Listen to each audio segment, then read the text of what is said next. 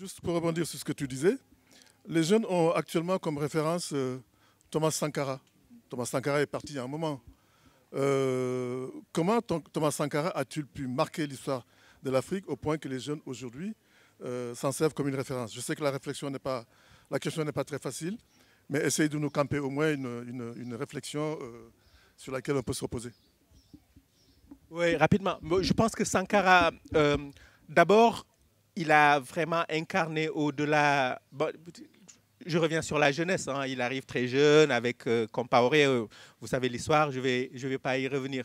Mais Sankara, d'abord, il relocalise la politique. C'est-à-dire que, conscient de son histoire des empires, il relocalise. Et ça, je pense que c'est une leçon incroyablement intéressante, y compris par les constitutionnalistes, parce que nos constitutions africaines, c'est des copies quand même des constitutions occidentales. Hein. Quand je lis la constitution française, on a le 49.3, hein, c'est l'article 89 de la constitution, vous pouvez vérifier. On a le passage en force avec des lois de finances. Alors en France, c'est loi de finances et loi de sécurité sociale. Au Sénégal, c'est que la loi. Et au Tchad, c'est pareil. J'ai lu la constitution tchadienne, c'est pareil. Et Sankara, sans qu'il y ait une forme, il peut incarner l'universalité parce qu'il parle au monde, mais il prend aussi des éléments de nos histoires et de nos sociétés africaines pour les mettre au cœur de sa démocratie, y compris. On l'oublie souvent et je voulais venir là-dessus aussi sur la jeunesse, c'est-à-dire qu'on a oublié les femmes. Les femmes se sont levées aussi ces dernières années pour dire « Nopi Ouma » au Sénégal, je ne me tairai pas. Mais je ne me tairai pas, c'est Antigone. Hein? Et Sankara, rappelez-vous les discours sur le féminisme en disant, lui-même il disait « Moi-même je suis problématique avec ma femme ». C'est un discours de MeToo, hein? Et il le disait au milieu des années 80. Et donc, il se réfère aussi d'une certaine manière à la sacralité de la vie. Mais la sacralité de la vie, une des premières constitutions, ce n'est pas pour tirer le drap du côté de chez nous, hein, mais c'est la charte de Manden hein, au XIIIe siècle, hein, entre 1922 et 1935. Et que dit l'article 1er de la charte du Manden?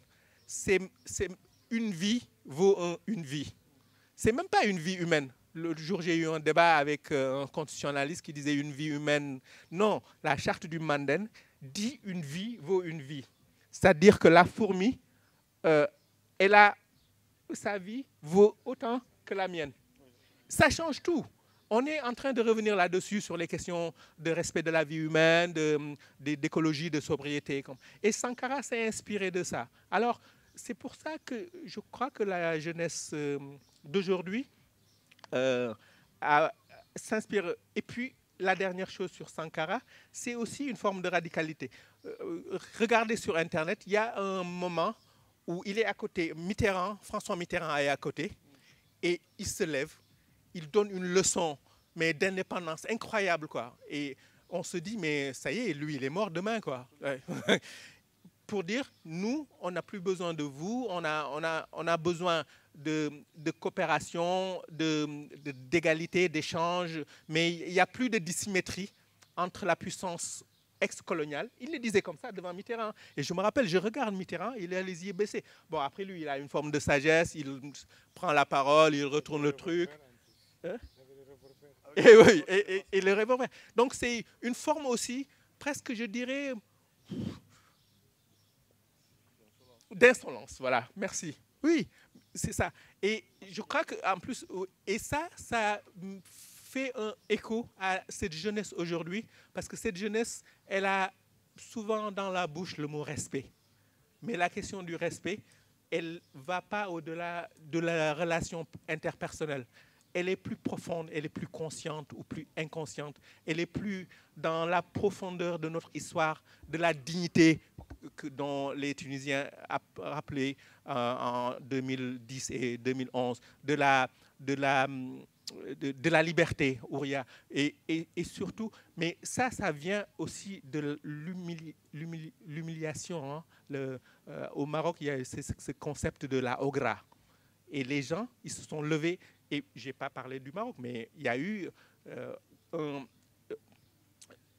royaume très solide où 95% ne remet pas en cause le roi, mais ils sortent en 2011 après les Tunisiens pour dire maintenant, cette constitution-là, on veut une monarchie constitutionnelle.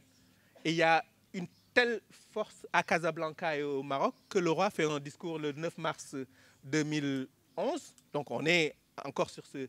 pour dire, bah, on va faire une réforme constitutionnelle et changement de Premier ministre, le parti qui est en tête, c'est là où est issu le Premier ministre. Et avant, quels que soient les résultats, c'est le roi qui décidait qui était Premier ministre. Mais je peux dérouler comme ça. Et dernière chose, au Gabon et même au Congo, quand le Ali Bongo gagne les élections, avec le fameux Ogoumé, là, où il y a 90% tout d'un coup d'électeurs qui votent pour lui. Mais même s'il y a une continuité, il y a tellement comment dire, une pression démocratique qui fait que peut-être que ça a eu des conséquences aujourd'hui sur la faiblesse de la possibilité, je ne fais pas de pari, de la continuité de cette république des Bongo, comme on